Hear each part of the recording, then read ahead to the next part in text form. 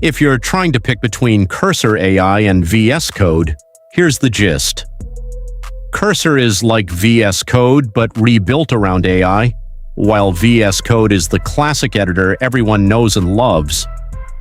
So Cursor AI feels like VS Code but with AI baked right in. It's basically VS Code's younger sibling that's obsessed with helping you code faster. The best part is how it predicts what you're trying to do across the whole project, not just one file.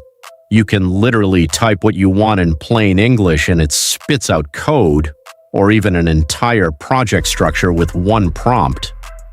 Plus, it's got its own chat built in so you can debug or refactor by just asking it. The downside? Big files can trip it up, and a lot of the cool stuff is behind a subscription. VS Code, on the other hand, is the old reliable.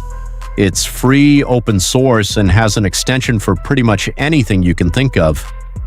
Debugging, Git, frameworks, you name it, it handles it. If you want AI, you'll need to add GitHub Copilot or another extension, which usually costs extra. But the core experience is super stable, customizable, and works across devices without issue. So really it comes down to this. If you want an editor that just feels like AI is holding your hand the whole way, Cursor is great. If you'd rather build your own setup, keep things free, and lean on extensions, VS Code is still the go-to.